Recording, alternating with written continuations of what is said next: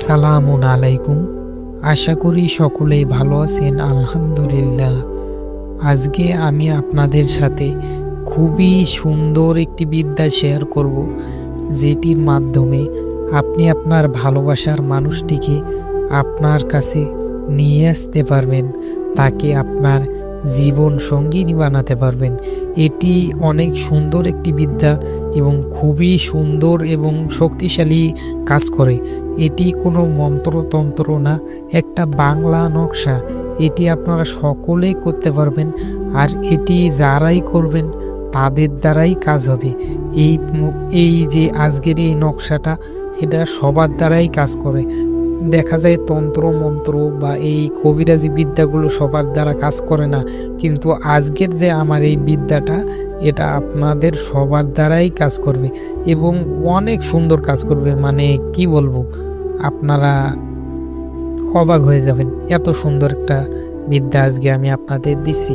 এটা বলতে পারেন একটা উপহার হিসাবেও আমি আপনাদের দিচ্ছি। তো আপনারা আশা করি কেউ খারাপ কাজে এটা ব্যবহার করবেন না, আপনারা ভালো কাজে ব্যবহার করবেন। এবং আপনারা যারা আপনাদের মনের মানুষকে আপন করে পেতে চান, তারা অবশ্যই এটি করবেন। ইনশাআল্লাহ, আল্লাহ দয়া করলে আপনি আপনার ভালোবাসার মানুষকে ফিরে পাবেন। এটাই কোন ক্ষেত্রে ব্যবহার করতে পারবেন? দেখা গেল আগে আপনার সাথে সম্পর্ক ছিল, সেক্ষেত্রে ব্যবহার করতে পারেন। অথবা আপনাদের সম্পর্কের মাঝে তৃতীয় কোনো ব্যক্তি এসে গেছে, সেই কারণে আর আপনার সাথে সম্পর্ক নেই, সেক্ষেত্রেও এটি আপনি করতে পারেন।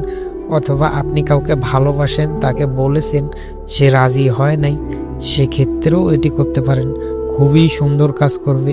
এখন আর বেশি কথা বলবো না, আমি এখন বলি আপনারা কিভাবে কাজটি করবেন। এই কাজ করার জন্য আপনাকে লাগবে কিশোর জাফরান এবং একটা ডালিম গাছের ডাল এবং কিশোর জাফরান এবং ভোজপত্র লাগবে, বা ভোজপত্র যেটাকে বলে থাকে। মোট 3টি জিনিস লাগবে। এক, ডালিম গাছের ডাল, দ্বিতীয় কিশোর জাফরান এবং ভোজপত্র। এই 3টা জিনিস লাগবে। এখন আপনি কাজটা শুরু করবেন যে কোনো শুক্রবার থেকে। যে কোনো শুক্রবার বিকেলবেলা 5টা বাজে থেকে কাজ শুরু করবেন। আপনি কি করবেন? পাক পবিত্র হয়ে নেবেন, গায়ে কোনো সুন্দর ঘ্রাণযুক্ত আতর মেখে নেবেন। এরপর পশ্চিম দিকে মুখ করে বসবেন।